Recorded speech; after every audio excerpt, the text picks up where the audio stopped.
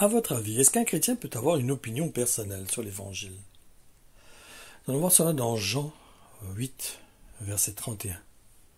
Jésus dit aux Juifs qui ont cru en lui, « Si vous restez fidèles à mes paroles, vous serez vraiment mes disciples. » Et savez-vous que beaucoup de sectes ont commencé au travers de quelqu'un qui était chrétien?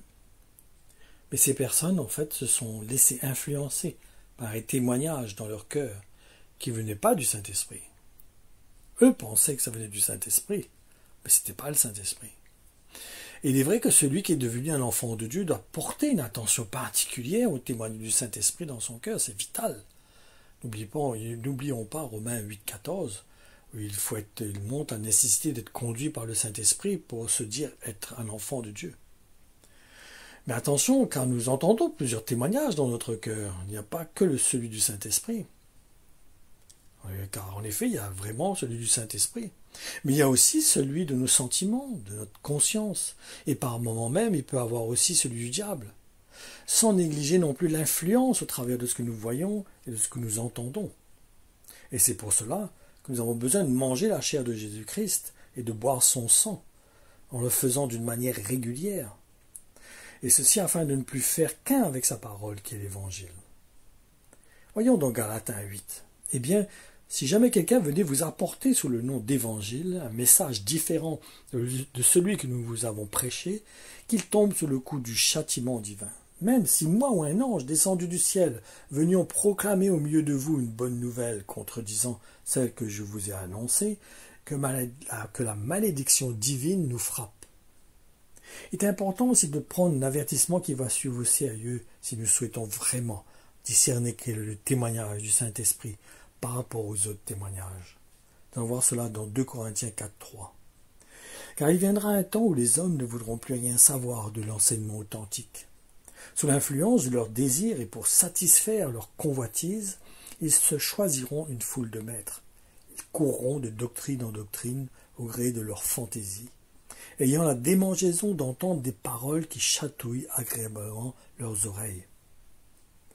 Au travers de ce verset, nous voyons que notre attitude est très importante pour reconnaître la voix du Saint-Esprit. En effet, il faut être disposé à obéir pour entendre le Saint-Esprit. Autrement, nous nous mettons en danger, et cela, de plus, nous demande de l'humilité de notre part. Cela me fait penser à quelqu'un qui se présente comme étant un prophète et qui enseigne qu'un enfant de Dieu ne doit plus se repentir, n'a plus la nécessité de se repentir. C'est bien évidemment une fausse doctrine. Parce qu'il peut arriver que le Saint-Esprit témoigne à notre cœur que nous l'avons attristé. Donc dans ce cas, qu'est-ce que nous faisons? Nous continuons comme si de rien n'était? Nous reprenons notre course comme si de rien n'était?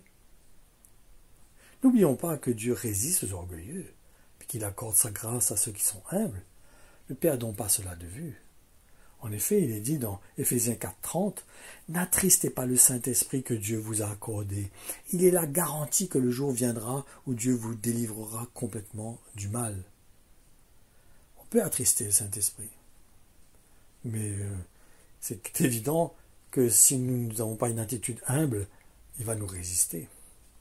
En réalité, nous devons considérer le témoignage du Saint-Esprit dans notre cœur, mais en nous appuyant sur le fait qu'il ne peut pas nous communiquer des directives qui soient contraires à l'Évangile. Ce n'est pas possible. Il ne peut pas se contredire. Ça voudrait dire que Jésus-Christ a établi des hommes, qu'il leur a donné la fondation, le plan de la fondation, toutes les règles, tout ce qui comporte, ce qui a de la nécessité pour pouvoir hériter du salut, et qui se contredisent. C'est pas possible. Donc, c'est important de bien connaître les enseignements des premiers apôtres. Et il y a un point que j'aimerais vous mettre aussi en garde, celui qui concerne les chrétiens qui expriment leur façon personnelle de voir l'Évangile. Et cela les emmène à fabuler. Certains le manipulent de manière subtile, qui ressemble même au jancissement du diable. Ils arrivent à lire entre les lignes, ils sont forts, en affirmant certaines nouvelles doctrines qui ne sont pas exprimées clairement dans l'Évangile, comme le faisaient les premiers apôtres. Ces personnes innovent, ils sont comme des magiciens, ils manipulent la parole de Dieu pour lui faire dire des choses qu'elle ne disent pas. Et le pire, c'est que beaucoup se laissent séduire.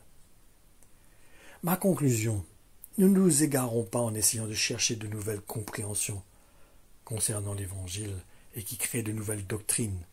Restons tout simplement dans la simplicité de l'Évangile, et cela tel que l'ont transmise les premiers apôtres. En effet, ils n'ont pas cherché des révélations que les apôtres n'ont pas communiquées eux-mêmes, comme celle de certains chrétiens qui ont déchiffré dans la parole de Dieu que le Père et le Fils sont la même personne.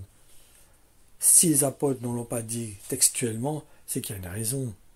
Allons pas essayer de trouver des versets pour nous rassurer dans une philosophie, dans une conception qui est fausse.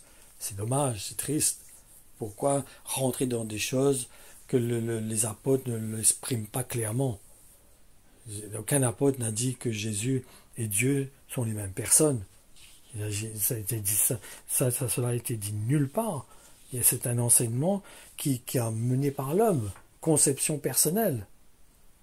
Donc il faut faire attention. Il faut faire attention à ce que nous communiquons, à ce que nous écoutons. Cela peut nous séduire et nous emmener à nous éloigner de Dieu. Il faut rester sur nos gardes, frères et sœurs. Voilà, soyez bénis.